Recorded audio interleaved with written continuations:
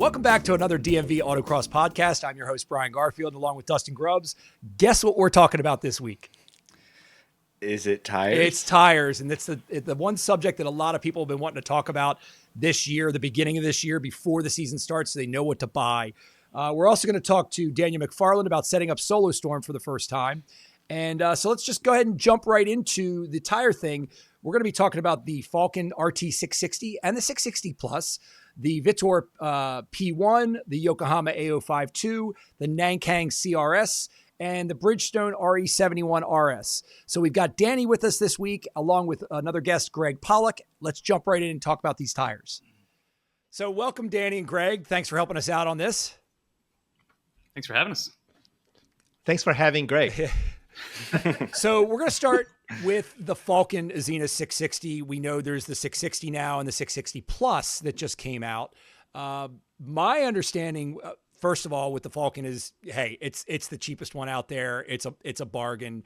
I've had decent luck with it, but my impressions have been you've got the first sessions with it, and then it kind of dies off, and you've got a tire that lasts maybe a long time, but after that, it's not very competitive. What's your thoughts on that? It becomes frustrating at the end, I would say. Yeah. I think I noticed the frustration with it. It didn't communicate the way I wanted it to, the way a tire felt to me. You either had grip or you didn't, but there was none of that like in the middle area where you feel the grip starting to go and you back down, you're driving a little bit. So what I felt with the 660 was like I couldn't really communicate well with the tire. It was either gripping or it wasn't. And where it sort of transitioned wasn't as high as some of the other tires we're going to talk about today. That was one of my experiences with it. So we bought them and tested them a couple times and then ended up selling them just because they weren't meeting our needs.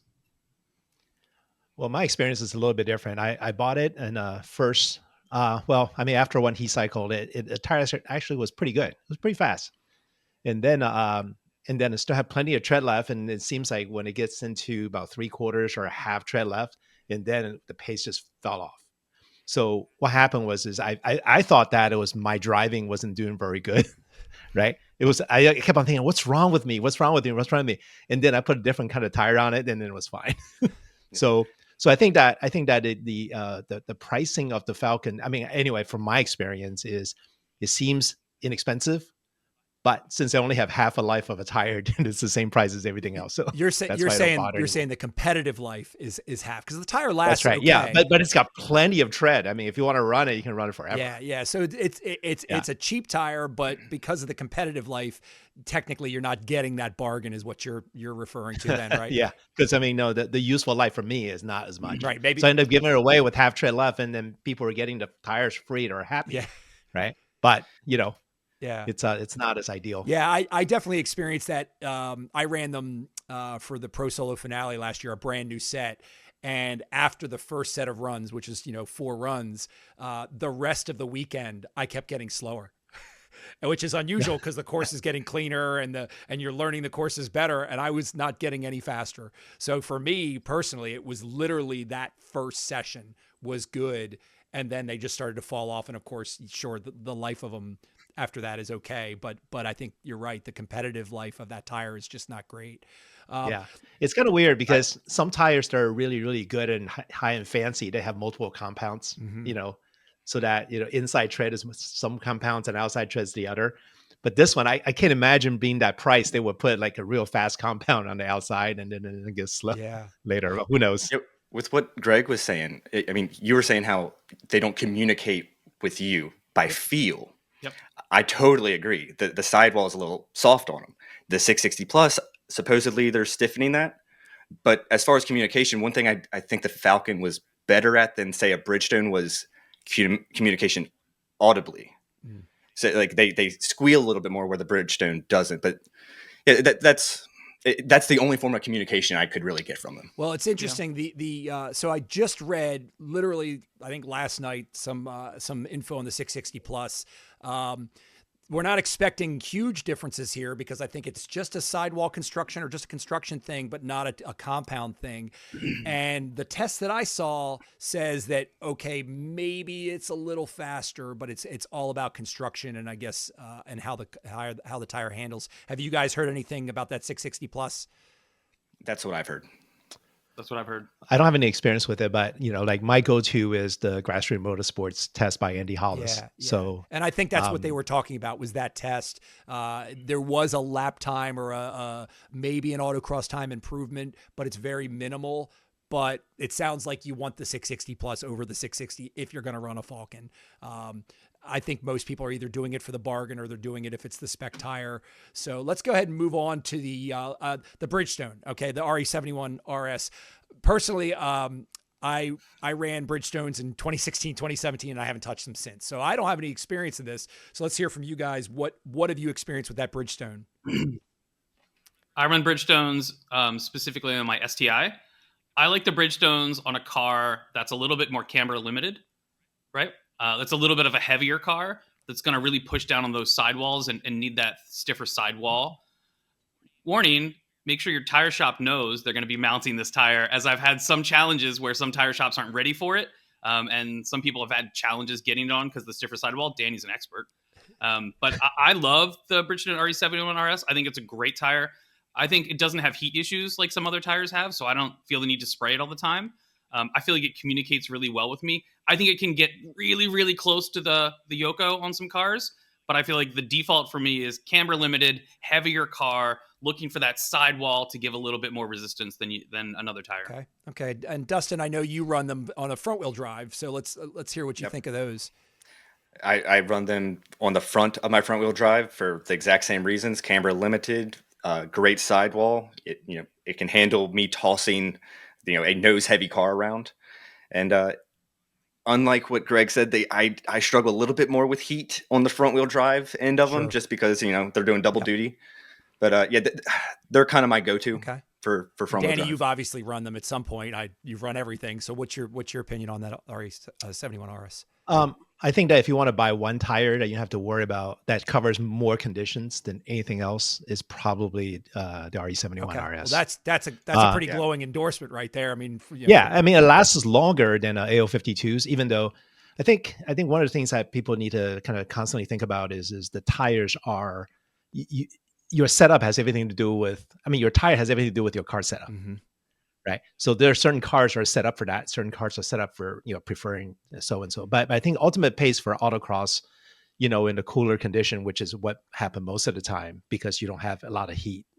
You need to get to the second or third, run before you can change some heat. I think our RE71 is probably the best tire across the average. Yeah, that's a really important point that you make about. I think a lot of people, particularly novices, may miss that fact that. The car has to be set up for the tire. So if you change from one tire to the next, you can't just go, oh, this tire's not as good. You have to set the car up for that tire, then determine how it is. It's a lot of work, but the point is it does matter. So that's a very, very good point. Yeah, it's similar to brakes, right? If you have non-ABS brakes, then you need to deal with brake balance and you need to worry about compound. So it's the same thing as for tires. Sure. But I think for RE71, it's probably one of the better tires for if you want to be competitive. You can go to it. It will cover most of the conditions. It will last a little bit longer than AO52. And the size-wise is better too, especially for people that are worried about gearing. Mm-hmm. Like the 17, a 245, 45, 17, and 245, 40, 17s. You can use those to kind of get extra gearing and stuff. So you have a lot of options in the RE71. It's a great tire. I'm going to bring something Danny brought up there. Some people I'm going to get one set of tires. That's going to be my set of autocross tires for the season. And I may even drive on them in between events. I may drive on them when it's cold. Maybe it's raining out a little bit. I think the Bridgestone's a perfect tire for that. It's going to have the longevity you're looking for. It's not going to be super sketchy driving home when it's raining at night and you're worried about it. Like, it's one of those tires that can be a good all season, all year tire. And you don't have to worry about, I'm taking life off my race tires. I have to change them in between events and scramble, Sunday night changing tires to drive to work on Monday. I'd be happy to drive on that tire without a problem. Interesting. Okay. I want to add one more thing real quick. So, I'm going to One Lap of America and I'm going with Brian Highcotter, who's the first GT Academy winner. So we talk about what tires we're going to use for One Lap of America, and we're going to use RE71 RS because it's got 4,000 miles of driving. It's got about maybe 15 track sessions and an autocross plus skid pad. AO52s can easily wear itself down below 232nd which is below that, you're disqualified. So RE71 RS is the safer bet, Okay. even on the lighter cars that I'm bringing, which is a GRD6. Okay. Let's touch on the Nankang, because it's not quite in the competitive range maybe as the Bridgestone, and we're going to talk about the A05 too. But the Nankang's an interesting tire too. It seems to require heat. Now this is, I have a lightweight car and I tried it for the first time last year after the Falcons. I'm still kind of jumping into street tires again. So I went to the Nankang because of tire size availability. The 245 40 15 was what I wanted, and they had the Falcon, and it's not available in some of the other tires. But the one thing I definitely found out about the Nankang as we drove it in the 50, 60 degree temperatures is it needs heat, right? It's not, it doesn't perform out of the box. But I did see that once they had heat, they were a very competitive tire. Have you guys had any experience with the Nankang? I ran, I had the original V1 and V2. I ran both. Mm-hmm. The reason I bought them is because they're known to be a good track tire. So, and I do run on track. So, like what you said, for autocrossing, it needs heat to start with. In V2 is a little bit faster than V1. Mm-hmm. I try to run V2s at Summit Point, with minimal heat. It's, once it gets up to heat, it's closer to RE71, but I'm not good enough to tell how many tenths of difference that there are. Sure. But they're a decent tire. Plus, it lasts long. So let's call the Nankang CRS. Let's call it a hot weather, maybe 2-driver tire. If they can get up to temperature, in my experience, it needed to be about 130 degree tire temperature. So let's just say if they get up to there, maybe they're a competitive tire, and of course they're going to last a little longer. To the detriment of. I mean, I think if you jump back and forth between track cross, track day, and autocross, that's probably a tire to consider because it lasts longer. Okay. So it saves a little money. Let's go the other way around now, and let's talk about the Yokohama A05 too, right? I'm about to run them, and I know what I've heard about them. Now I have a very lightweight car, but let's talk about the A05 too and its competitiveness, but its disadvantages. Either one of you can start. I'll start. This is my favorite tire to run. We primarily drive the Miata in STR trim or AST, whatever it is now, and it's my favorite tire. I think it works right out of the box. It's great on the first run. It's okay on the second run. It starts to fall off. So we spray early to keep ahead of it, specifically with a 2-driver car. I love the tire. I think it has a lot of advantages, which are speed. It communicates really well, I think. I think it kind of does what you want it to do out of the box. But the drawbacks are going to be, right, it's going to overheat really quick. You're going to want to spray it. It's not going to last as long from a life standpoint. So that's one of those tires, like we're getting 3 sets for the season, right? Fresh set for nationals, 2 backup sets for the season beforehand because the tires just doesn't make it. Whereas we were just talking about the Bridgestone on my STI, I've still got tires from last year on there on the back that have tons of tread life, and I'm going to use those all season. So it really depends on what you're looking for. I think there is additional speed there, and if you go to the results, you'll see it. If you go to the National 2024 results and look at the ST classes, all of the top cars are going to be running Yokohamas. There's a reason. It's because the tire just performs. Okay. Yeah, Danny, what do you think? Yeah, for me, I'm pretty much the same as Greg. My tires my car is set up with lots of camber, so it's no longer a consideration because the softer sidewalls of AO52s, right? So that would be my go-to tire. I run them. I'm a single driver, so for autocross, it's pretty much a no-brainer because my car is set up for that to run AO52s. Time trial wise, on the first lap, it always runs the fastest lap on the first lap. Then after that, it's done. Yeah. So yeah, it is the same thing as what Greg is saying. It wears fast, so be prepared to buy tires. Right. And then so it's a sacrifice. And then another thing that's interesting is that tells you how important the construction is. A similar tire like Bridgestones will be 2 pounds heavier than AO52s in the same size, right? And I know that we're going to talk about Vitor next. They're 4 pounds on 245s, 17s. Wow. 4 pounds. Wow. Right. So like that's 16 pounds per corner times 4 of, because it's on sprung weight. You're talking about in reality 60 pounds plus in advantage in weight. Yeah, and that's important. So The unsprung weight. I mean, of course, I took a huge hit because I went from racing slicks to street tires, and I gained like 13 pounds per corner, which is insane. I just had to just write that off in my head as it is what it is. I'm going to street tires. But yeah, when you're trying to get that suspension to work its best, you want that unsprung weight to be as low as possible. And the 1, 2, 3, 4 pounds per corner is significant. Dustin, what's been your experience with the AO52? It came in clutch in a way because I was getting tired of first and second run slides in my front wheel drive car. Can't get any heat in the rear. I was running a square setup of Bridgestones. So then I kind of had the idea of let's go with AO52. They heat up quick in the back. And in the back, yeah. And then also kind of with what Danny's saying, like I don't think I need a 245 or 255. Let me get the same diameter, a 225/45 in the back of the car, 25 inches tall, front and rear, and totally fix the problem. You can go out 100% on run one, and that back sticks. It's just the confidence of getting 3 solid runs instead of having to inch your way up to pace. I can just go out full send, run one, and it just does what I want it to. It allows it to rotate, it allows it to slip, but it doesn't come on around like the Bridgestones. It's like that little bit of slip gets them up to temp right there. Now, it's interesting with the front wheel drive how you do this two different tires, one for the front, one for the back. And my understanding is, and I haven't had experience with this, but my understanding is people are doing that even on the rear wheel drives where maybe they want more grip in the front right away so the car will turn and they can heat up the rears by, doing a burnout or leaving the line hard. What's your experience with that, Danny? I do it differently. I actually run Bridgestones in the front because to get better steering feel.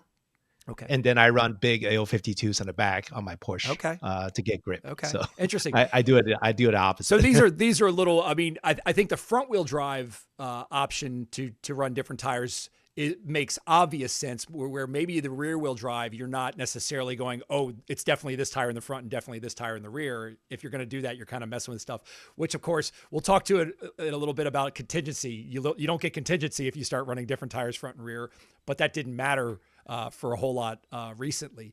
Let's get into what everybody's been wondering about, and that's the Vittor Tempesta P1. And there's a P1 Plus, which is just meaning a different size because they came out with the sizes later. I'll just kind of give it a round thing right now. My understanding about the Vittors is that they're a good performance up towards the top, but they still need a little bit of heat. What are you guys hearing? So they're good because they were on the ban list for an entire year, right? They try to keep them out. They're that good. That's how you know it's a good tire. I'll tell you, I haven't actually driven on them, but I've got 2 sets of them. One for my Miata we're going to test out, and then one for the Corvette for track tires. I was talking with our friend Cody. He ordered a set for his Corvette for the track as well. So our thought there is we're going to get them hot. We're going to test them and see what happens. We're also going to test them on the Miata. So there's a WDCR testing tune coming up. We'll be testing them back-to-back with the Yokohamas to see what we feel and see what we get. So for us, testing is important. I'm not afraid to test a tire because I know if I don't like it, I can sell it to the track guys and not lose too much investment on the tire. So if you have the extra set of wheels and you have the ability to do testing, I think that's one of the best ways to see. Every tire has a different personality as well. And it might be a fast tire for Dustin, but it might be a terrible tire for me. So I want to test it out to see if it communicates with the way I want to drive the car. So haven't driven on them, but I'm very excited to try them. And I think the other thing with the Vitor, whatever, is the sizing. They come in sizes that no other tire comes in. You can get the widest 15-inch tire you want, whereas just other manufacturers aren't making that tire. Well, let me hit on that real quick. And I'm starting to develop this sort of strong opinion about these with tires. I have a car that needs a low diameter 15-inch tire. And the first thought is, with a lot of these Miata folks and these 15-inch wheel cars is go as wide as you can. But I do think people are forgetting about the fact that you need heat. I'm wondering if all these people that have run out and bought the 285s and the 305s are all of a sudden they may never realize it, but they may not be as fast as they would be on a 245. Because especially if the tire needs heat, and that was my experience with the Nankang CRS, was the tire when it had heat felt great, but the lightweight car. Now, of course, my car's 1,400 pounds, so going to a huge tire that needs heat is a disaster. But I do think a lot of these Miata drivers, I mean, anything in the lower 2,000 range or under 2,000, of course, I think they're jumping the gun a little bit by going to these 305s and 285s. What's your opinion on that, Danny? I think that everything needs to have a good balance to do it right. So if you certain cars like my Camaro, you can slam 345s front and back, and then it drives like whatever you steer is whatever it goes, and whatever you put on power, that's wherever it goes. Then it's perfect. But if you put 345s on your Stalker, that's not going to work very well. So the balance still needs to be there, right? Because I mean, autocrossing, if you mess up one corner because your tire is not the right size, that destroys the entire run. So well, and not only that, but if you go out on your first run and they don't build heat fast enough, and let's just say, never mind the 1,400 pound car, or even the 2,000 pound car, let's say the 2,500 pound car, 2,700 pound car, sure, you can throw a huge tire on there, but if your first run, you don't have any feel for it, that's not good in autocross. Right. I get it, the track stuff, and there's a lot of testing track wise, but when we're specifically talking about autocross, that first run is still key. You're learning the course. You're learning what the car feels like on that first run. And if you know that it always sucks because the tire needs more heat, that could be an issue. I mean, so right. Well, that's why lighter cars like Miatas, if you set up right, they all love AO52s, right? Mm-hmm. But then you don't see people with super large cars that are loving AO52s because it kills it right afterwards. So there, every tire has its advantages and disadvantages. Like that's why you're having the show. Yeah. So Greg, you're going to be testing the Vittor. Danny, you got some Vittors coming or no? No, I ran them already. So okay. So after Time Trial Nationals last year, which is middle of October, I bought a set. Mm-hmm. But by the time I ran them on autocross, it was already in November. Yeah. Right. So they weren't that impressive, to be honest. They weren't AO52 pace. I was probably 7/8 off. Yeah, but you're also thinking temperature wise there too, right? Yeah, it's probably mostly temperature, I think. Okay. Yeah, because it never get a chance to heat up. Yep. Yeah. Yep. The whole entire time I touched the tires, I was 50 to 60 degrees. So I think it got up to like 70 degrees at the most. So and that's the same. They weren't that good at that. Yeah, at that temperature. Yeah, that was the same experience I had with that Nankang CRS. Now, my understanding in the grand scheme of things is that the Vittor is probably a better tire than the Nankang CRS in terms of autocross performance. That's the impression I'm getting thus far. So my experience, I've more track experience on them. So I put 100 laps on those tires in 3 different tracks. So I can tell you that the very, very first time before heat cycle, before scrubbing and all that stuff, that tire was terrifying. Yeah. Yeah. It was terrifying. And I think they're Dallas, who's one of the main outspoken people about the tire, who works for them, does mention that they need a heat cycle. I think Phil's Tire Service, I think he's a main dealer, and he mentions that too. They need a heat cycle. This is not a tire you slap on with stickers and go run. It's a tire that you burn off the first little bit of rubber and then that tire's prepped. Right. So right. And then by my third session on the same track, I was running times that's very decent. Yeah. And then another thing is then the following event I went to Summit Point, and then which is a track that I'm very familiar. The first one I did at New Jersey Motorsports Park. So at the Summit Point Main, I actually ran a time that's 7/8 faster than the fastest time I ever ran on that track with the Vittors. With the Vittor, okay. yes. Okay. So the tire is fast. Yeah. But don't forget they're 4 pounds heavier. Yeah. So can you imagine if they're like the even weight is probably even faster? Yeah, sure. So I don't know what kind of stuff that they put in there. Like I know that a lot of not the Japanese tires, but a lot of Taiwanese tires and Chinese tires, they like to put compound on top of the tire to stiffen up construction so that they have a stiffer sidewall, not based on construction, but just by slamming more material. I think this is one of those cases where That's why it's 4 pounds, because they're leaving the carcasses the same. They just slap, sticky Yeah. rubber Yeah. on the sidewall to make it super stiff, right? Okay. Yeah. Dustin. No, but it's pretty good. Dustin, it's do you have good. any desire, or are you going to be trying any of this out? I do have a desire. I'll probably leave it up to Greg and others to test it for me, because I already have a brand new set of Bridgestones ready. But my main concern is if they won't heat up, can I run anything other than an A052 on the back of my car? Well, like, do I need to go down to a 205 on the back to get it to heat up? Right. Yeah. That's the concern. Don't forget your tires. Your car heats up the fronts super fast. Right. So Yeah, and that extra weight of a tire in my mind says, like, well, that's more mass to absorb heat. You and also their size runs a little bit larger. Yeah, they I'm throw not wider rubber, so maybe you can run 255s in the front, and then that might help. See, I was doing some measurements of my 255s, and like I'm pinching the crap out of them to get them on an 8-inch wheel. And it's like, should I go down to a 245 and just get all the gearing advantage, especially for national courses or long courses where I'm using third? Get to third even sooner. I can give you a hot tip though.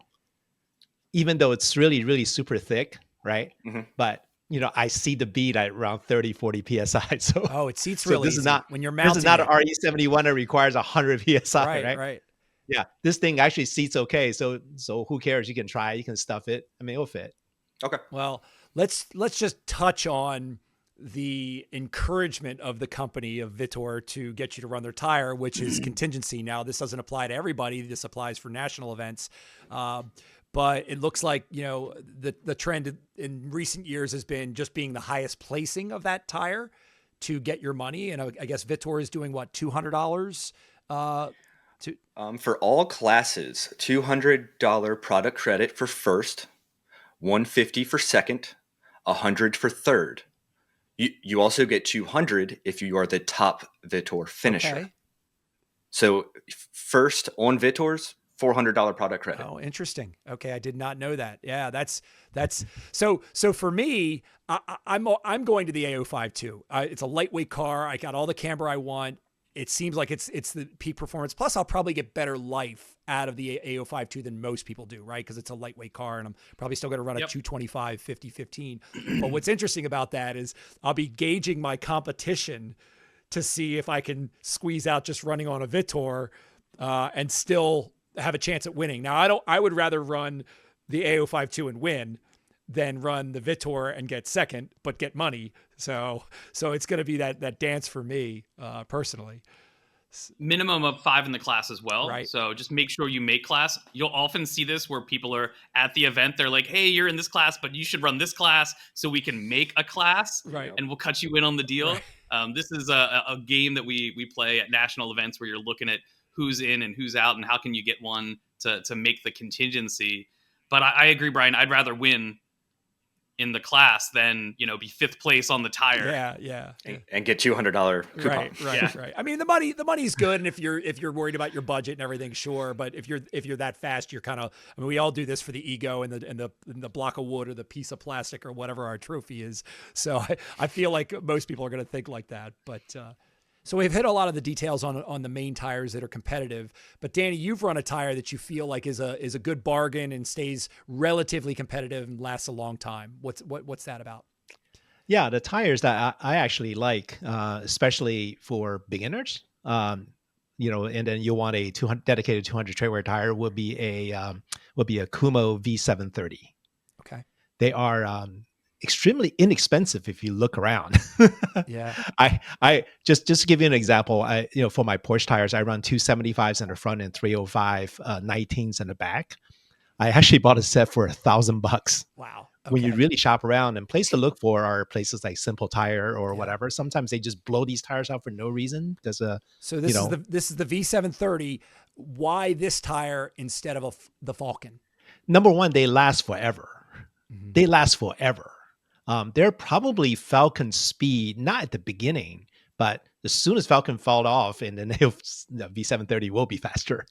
At least Okay. that's been my experience. Okay, so somebody who maybe is newer, like you said, the V730 would be an excellent tire to buy one set and run what, 1 season, 2 seasons, 3 Oh, seasons? I mean, a one set would easily last you a season. Just to give you an example, my car is not necessarily that that easy on tires. With my 911, I still got half a tread left, and I've been everywhere. I've been to Yeah. Daytona. I've been to Sebring, Barber, VIR, Summit. I mean, like, I don't know, like 15 events, Wow, 15 track wow. days. So that's I still have tread left. so So that's they a last tire you forever. want. That's a tire Yeah, you want. yeah, To, and to, I've heard to make it those are last. fast down to the bars, past the Yeah, bars. they're good. They're good. I mean, like I did direct comparison, over at Dominion, out of all places, on track, and then they were less than 2-3 tenths off my fastest time on RE71 RS. So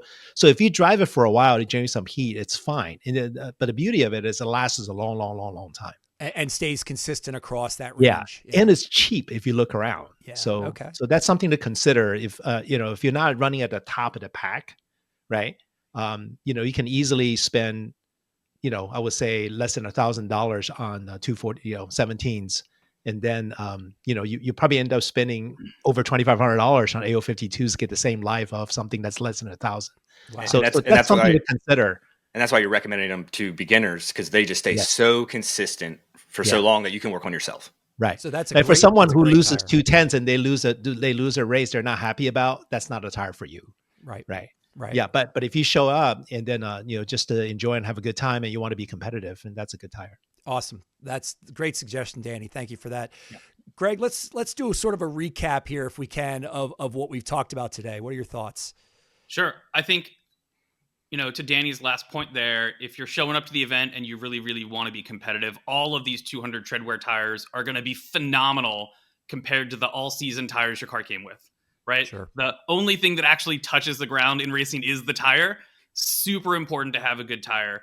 And I feel your pain if you live in a small row home like I used to, and you have the tires stacked up in your living room. Like, that's totally normal. So a few things to think about. Are you a one set of tires per season kind of person, right? You want to protect those tires. Back in the day, we would take them off in between events, drive on the all seasons in between events, and then just save those tires for the event itself. If you get a new set of tires and you go out there on the first event and they're not what you expect, it's okay, right? Some tires do take a heat cycle or a scrub in before they start to come in. And it's even really common a couple nights before that first event to go out and scuff your tires up a little bit, break them in. There's something called release compound on the outside of the tire. You can actually feel it on fresh tires.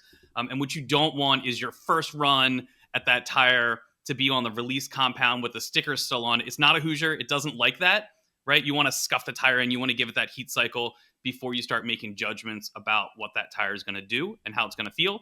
Take your time, do a couple events on the tire, test it out, see if it likes high pressure, if it likes low pressure, if it likes to be hot, if it likes to be cold. All of those things are going to help tell you what that tire is going to do and how it's going to communicate for you. Awesome. Well, thanks, Greg. Thanks, Danny, for joining us. It's been a pleasure.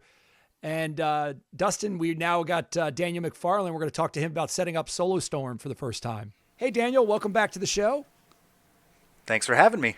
Absolutely. And we talked to you in episode 2 about this type of equipment, this data acquisition equipment, and we gave some options. And now we're going to focus in on some particular options, in this case, SoloStorm and Racebox Mini. So why don't you walk us through, we've just gotten SoloStorm, why don't you walk us through how the initial setup works and just really give us the basics on it.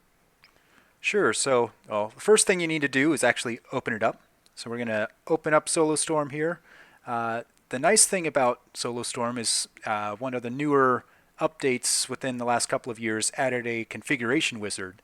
So the first time you're setting this up, it's going to be really easy for it to just go find your GPS, find your camera, connect that all automatically for you. If you've got some of the other more advanced stuff, it'll grab that stuff too for you as well. So the first thing we need to do is just tap the settings menu up in the top left here.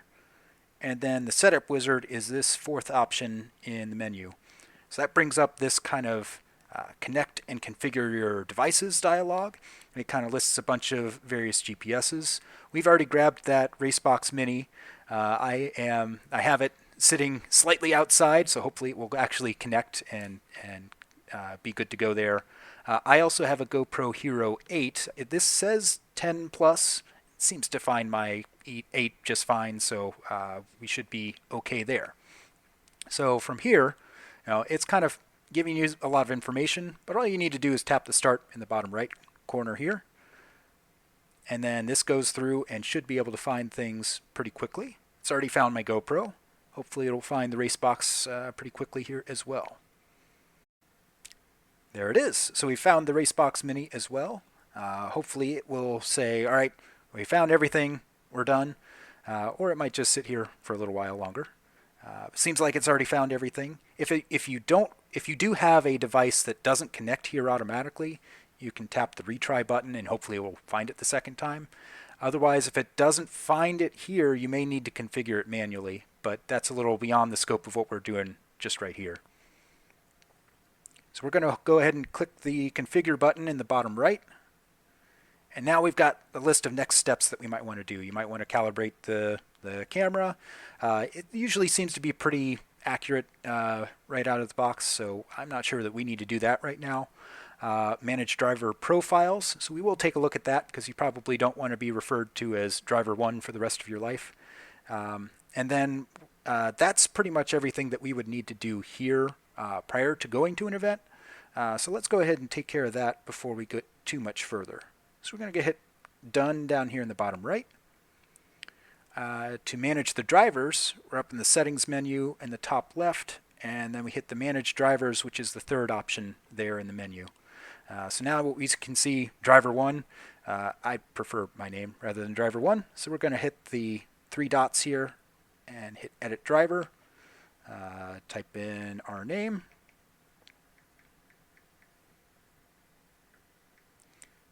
Car number, if you have a preference there. That's really just for display. It's not really all that important.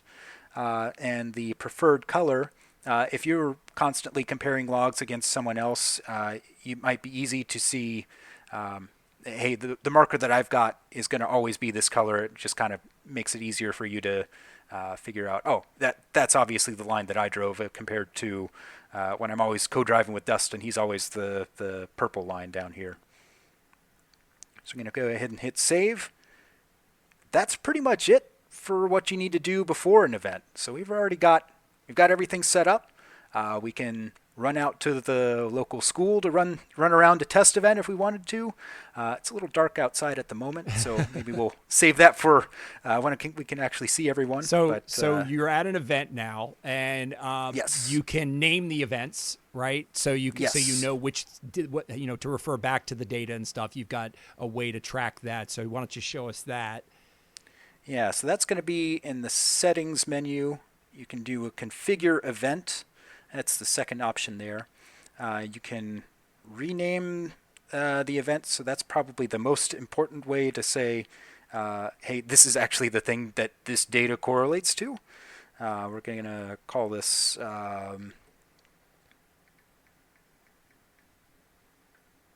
Podcast 4.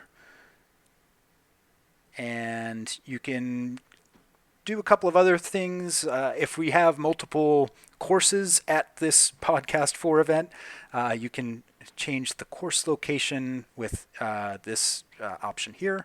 You can have an east and west course. You can have morning and afternoon course. So these are just preset names of courses. And in the case of these, we've got test and tune, if you're doing a test and tune event, and morning and afternoon, maybe you're running the morning of an event or an afternoon. But the point is, it's kind of a preset thing just to remind you which course you were on that day. And for 90% of what you're doing, you probably don't need to worry about this. Gotcha. It's either going to be a separate event or a completely separate log. So you probably don't need to worry about this too much. So that's, if you want to rename the event, you can go there. The most important thing is coming through and actually setting the markers. So I've got my GPS in my hand. I'm about to go take a course walk. I've got my tablet in my other hand. First thing you need to do is start the logger. You need to turn the logger power on. this is going to go connect to the camera if you got it with you and your GPS. And that connecting to the GPS is the important part because that's where it knows, hey, this is actually where I am. This is where I can set my markers. So we've got it set up. It's connected to the GPS. What we need to do is tap the little point icon up here in right next to the podcast 4 option. That's going to bring up this course markers setup here. So you can set the staging marker for where your car is set up before you start the lap. You can set the start marker. So when you cross that, SoloStorm knows, hey, you actually did start a lap. We're going to make sure that everything's recording for the last 3 or 5 seconds or so, depending on what you have in the settings. And then we also want to set a finish marker so that you have an accurate idea of when the lap actually stopped. Because a lot of times when you're comparing between laps, you do want to know exactly when the lap finished to know if it was actually faster or not. Because we're talking about tenths here a lot of the time. So knowing that finish is important. Okay, so you do have an option to set the start and the finish, but there's also an auto option. Is that correct? Yes, so there is an option in the settings as well for if I start driving faster than 20 miles per hour, I'm probably taking my lap. I'm not just in paddock somewhere, and that will automatically, if you got it primed, you've got the logger power on, it will automatically start recording and record for the last 5 seconds or so. I think it's going to be a lot better to set the staging marker so that it has everything ready to go for you. But I guess you also have that option when you stop. Hey, I don't want to cut the video exactly at the finish line. I want to see what happened, or something like that. So you have the option to, if I drive lower than 10 miles per hour, I've either spun and I don't care about the lap, or I'm at the end of the run. I don't want to record anymore. Right, and one reason I found that was convenient was, let's just say you lost track of time and you never got to, or you forgot to set the start and the finish, and you're getting ready to run. You don't have to worry. You can still get data, correct? Yes, that is important. It's so easy to get lost in preparation for the run that matters, that you might not set everything up that you need to with the data capture, especially early on when you're not as familiar with it. So it's very handy to have that automatic kind of safety net for you. Okay. So setting of the markers here is actually super easy. So we've pulled up this course markers menu. To set the marker, all you have to do is just tap the thing there, and it sets your GPS coordinates.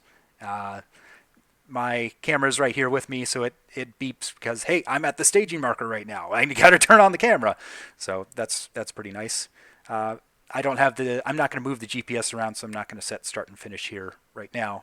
But if we go back here, we can see it knows that it's turned on the camera and it's ready to go. It says I'm staged.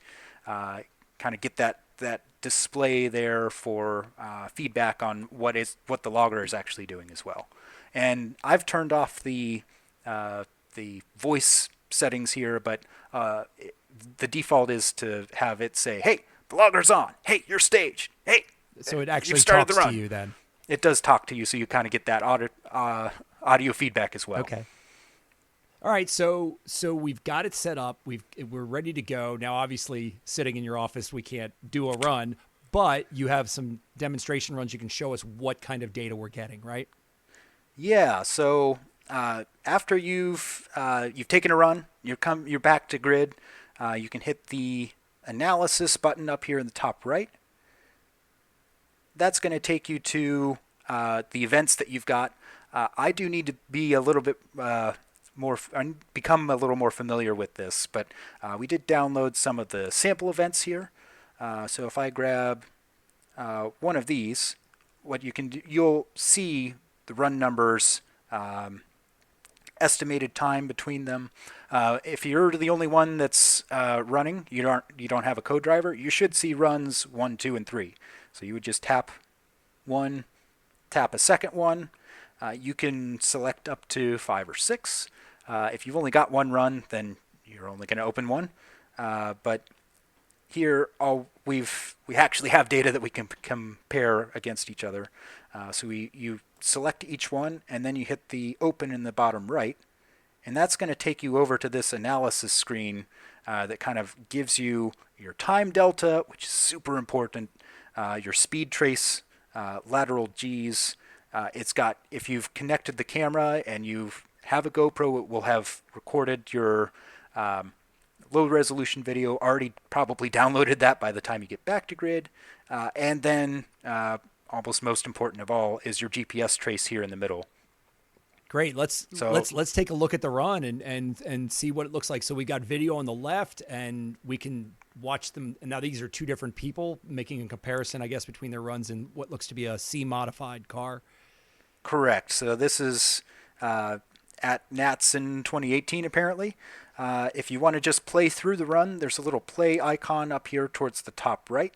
So we're going to hit that, and it's going to start taking us through the run. We can see right off the bat that the driver with the green is a little bit ahead, but then right here, the orange driver takes a faster line and gains a whole bunch of time. He's gained a 10th at least here. But then coming through here, the green driver takes maybe a slightly tighter line, and all of a sudden he's much faster. And then again here, you can actually see it on the GPS trace that he takes a much tighter line through here, doesn't go nearly as far in distance, and gains a whole bunch of tenths here, 2 tenths at least. So you're right. It does appear that the orange driver probably is a little more aggressive, and the green driver is a little more precise. And meanwhile, you've got the lateral Gs and the speed data following along the whole time. Now, you can also sort of manually scroll through this, correct? Through this run, as opposed to just letting it play?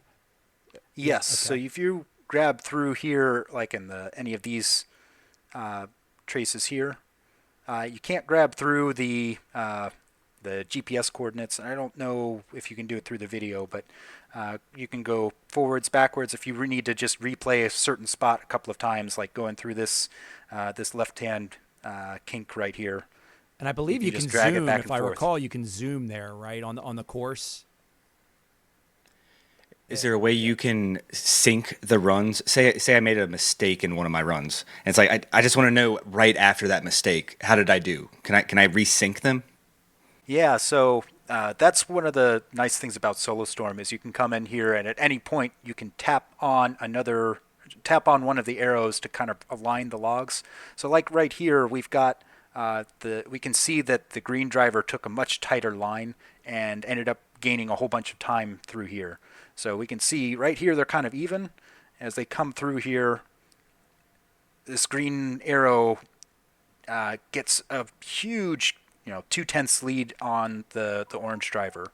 So at this point, all right, the orange driver's made a mistake by going so far out there, but I want to come back and say, all right, well, if I hadn't made that mistake, what is it? What do I look like through here? So all you have to do is tap one of the 2 arrows, and SoloStorm will align them together. So now we're back here. Our time delta is 0, and we can just continue through the run as if we were exactly the same there. Cool. That's great. So we've got the data. We can now sit here and examine it. And obviously, the better you get at it in between runs, you can do this really quickly and go, my co-driver passed me in this turn, and that was clearly the faster way through because they gained some time. The next run, maybe I work on just that turn, doing it the way my co-driver did, or I did on a previous run, where I'm on my 3rd run and I've got 1 run left or 2 runs left or whatever. And I noticed on my first run, which was my slowest run, I might have done 1 turn better. And you can go and try to fix that using this data. Yeah, that's really the power of having this data, having this app, is you can kind of link those pieces together from not just from your memory, but you can even things that you didn't know at the time say, hey, I actually did take that first turn on that first run when I was just kind of still frantic about did I turn on all my cameras and stuff.